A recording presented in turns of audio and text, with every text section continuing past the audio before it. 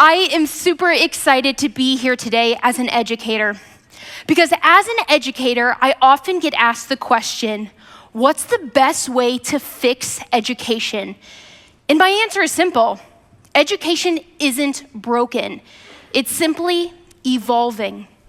No longer can the top 3 goals of education be reading, writing, and arithmetic. Now I truly believe that they need to be relationships, relationships, relationships. And once we've established those, everything else will follow. Now, if you are not in education, don't zone out on me yet, because this talk isn't just about education. It's also about something that you know and love, Starbucks. Right? So Starbucks is known for coffee, and schools are known for content. But I think schools need to be a little bit more like Starbucks. The senior executives of Starbucks make a bold statement, and they say it's not about the coffee. They say that they are a people company who just so happen to serve cups of coffee. I think schools need to be a people company that just so happen to serve cups of content to students every single day. I've been in the classroom for over a decade, and in that time, I have realized that I don't want to work in a school where I teach lessons, but I do want to serve in a school where I teach life. And I think that happens best when we are building ridiculously strong relationships with our students. I firmly believe that we have to understand the why before we teach the what. So let's talk about the what for a second. I was actually hired to teach 7th grade science to hundreds of middle school kids. And I love that. I love science. I get super geeked out about things like parts of the cell and Punnett squares. I get amped about that. But it turns out that not all middle school kids thoroughly enjoy Gregor Mendel's pea plants. I just don't get it. This is fascinating. So if I start with the content first, I'm gonna lose so many kids right out the gate. So instead, I don't want to start with content. I want to create camaraderie. I don't think that you can teach life science until I have taught the kids the science of life. So I asked my students at the very beginning of this school year one very simple but really important question. Tell me something about yourself that is going to blow my mind. I'm talking like jaw drops to the floor. They give me the statement and I think, no stinking way is that true. You are lying to me. That's the kind of stuff I want to know about my students. So I think that we can ask students this question, or I think we can remix the question and have them sing their responses. So I use this, a pitch pipe. Now, anybody who has seen Pitch Perfect knows the magical abilities within this tool right here. This, to me, is a camaraderie tool. And so instead of having students tell me their mind-blowing facts, I want them to sing it. But I firmly believe if we ask students to do something that is outside of the box, we must first do it ourselves. So I might start the class period with something like this. I was on a game show and I won $1,200 rapping live with Wayne Brady. I know, I'm not even kidding though. That really does happen. And the kids have this same response. You did not see that coming when you stepped in, saw this chick on here with a blazer and Chuck Taylors. You had no idea that I had been on a game show, dressed as a scientist with swagger, I might add. And once I have told my students this, they are ready to share as well. And I think this works for 2 reasons. 1, it is very much outside of the box. 2, it is ridiculously engaging and super fun. And I really believe that schools should be a place where kids are having fun. Students should want to sprint into schools with fearlessness, not sprint out of them with frustration. Frustration because they're bored, or frustration because they're not engaged, or frustration because of fractured relationships. And this happens all the time. Students have fractured relationships with either their family or their friends. And so in order to figure out a way to leave those fractured relationships behind, kids have to communicate with their teachers. But just like not all students love communicating with their teachers, it turns out that not all students want to be super open. But we need that. We need students to be open with us. And so one thing that I have found is once we've created the camaraderie with the pitch pipe, it's time to work on communication. But if I ask my students to just talk to me, sometimes those walls go up. So instead, I ask them to talk to the magic 8-ball. Now, some of you in the audience recognize this as a toy from when you were a kid, but I don't see this as a toy. I see this as a tool. If kids won't talk to me, maybe they will talk to the magic 8-ball. And so I will ask them, tell me what's going on in your head. Tell me what's going on in your heart. And the variety of questions that I get is outstanding. Sometimes students will raise their hand and they'll say, Miss G, are we having the good tater tots in the school cafeteria today? This is a very real life question for a middle school student. So I will shake the magic 8-ball and it will say, ask again later. Oh my gosh, now they are on the edge of their seats. They are gonna have to wait until noontime to find out. But what kids don't realize is it's not about the questions that they ask, it's about the questions that I ask afterwards. So I might ask the question in return, guys, do you really feel like the star shape of the good tater tots actually enhances the potato flavor? And their answer is always, yes, Miss Genta. Yes, it does. Sometimes students will raise their hand and they'll be like, Miss G, I'm freaking out about the science test. Is the science test going to be hard? So I will shake the magic 8-ball and it says, without a doubt. Now, again, it's about the questions that I ask. So I'll ask, well, guys, did you study for the test? Do you feel like you've made connections to the content? Do you feel like I have equipped you for this? You know, they start feeling a little bit better about it. They start wiping their sweat off their hands. And as a good teacher, I want to make sure that I'm really easing their testing fears. So I will let them know that I took the test, I got a 100%, they're going to be fine. And every once in a while, a student will raise their hand and they will say, Miss Genta, what I need to know is if my dad is coming home tonight. And in that moment, I will set the magic 8-ball down.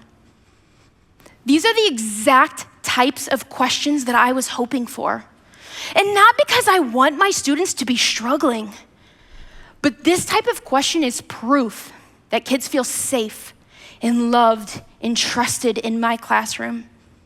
And when they openly communicate about that, that is when I can teach the content. So we've got camaraderie, we've got communication. Let's talk about compassion. What I've realized is that I love coffee, but my favorite cups of coffee happen when I am sitting around a table with the people who I love most. I want to have compassionate conversations with people. And it turns out that students feel the exact same way. So I need to create an opportunity for students to move from those rows in the classrooms to circles in the community. So I decided to create an opportunity just for that I would take my entire first hour advisory family out to dinner on a really special field trip.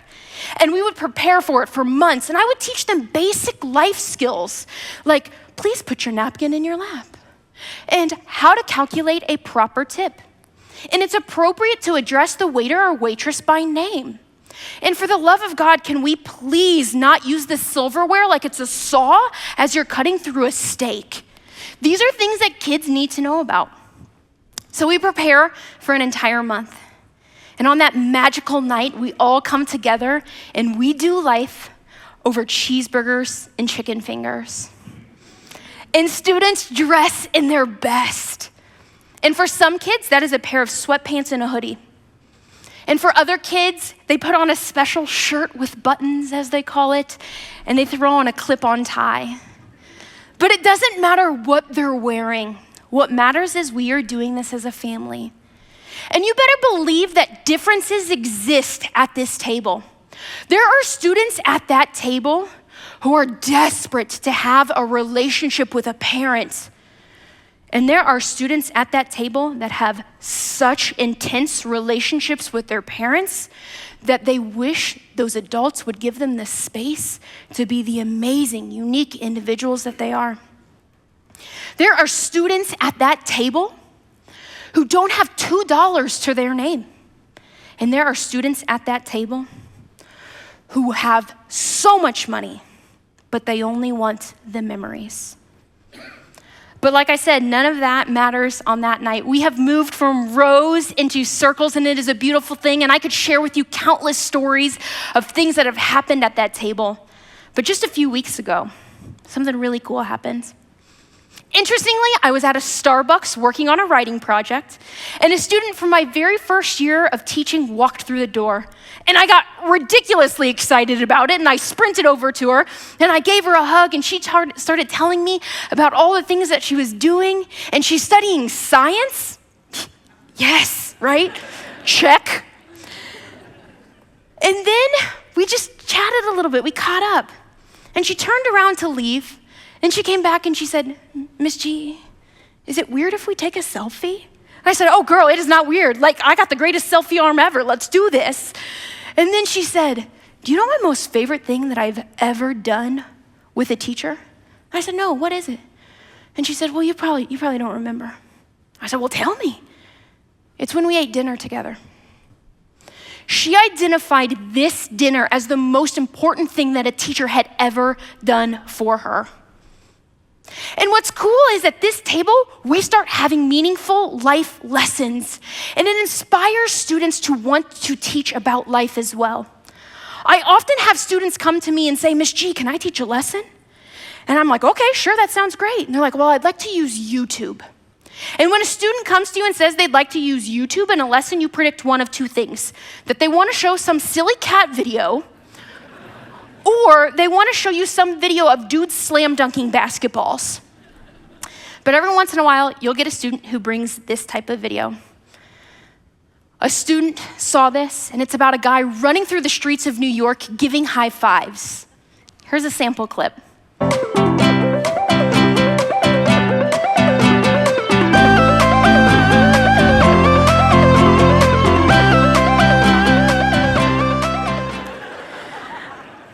We watched this, I said to the kids, I said, hey, what do you think the main message of this is?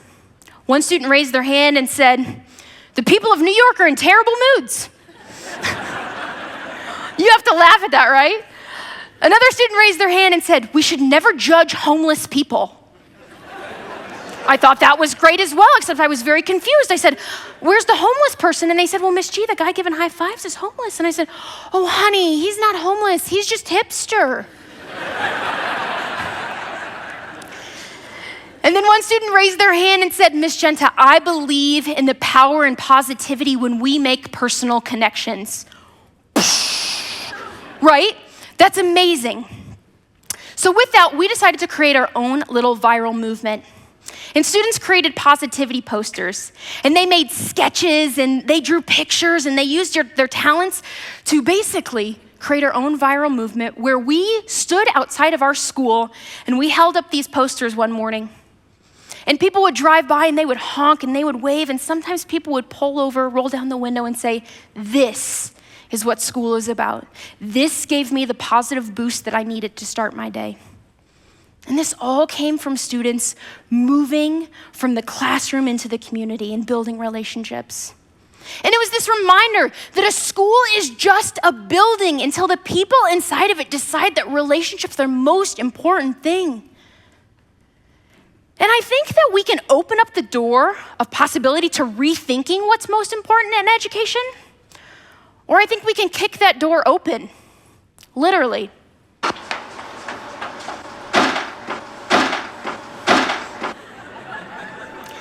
Now, I know this is a little crazy and it's outside the box, but for me, this is seriously what I do to open my door. I really kick it open. And it's symbolic because every time I kick that door open, it is proof that I'm building relationships that are getting a little bit deeper and a little bit deeper and a little bit deeper.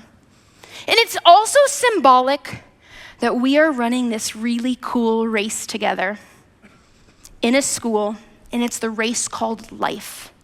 And when you're running a race called life in school with students, here's what it feels like.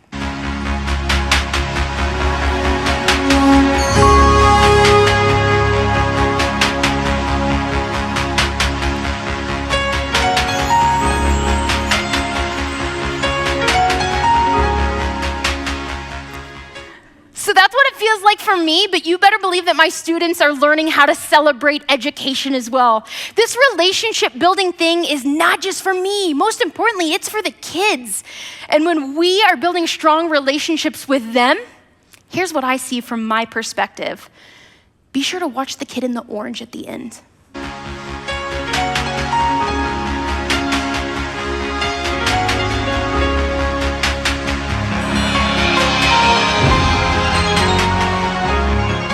This is proof that education is not broken. It's simply evolving. And remember, schools need to be more like Starbucks. Yes, Starbucks is about coffee, and schools are about content. But the most important thing in both of them, relationships. Thank you.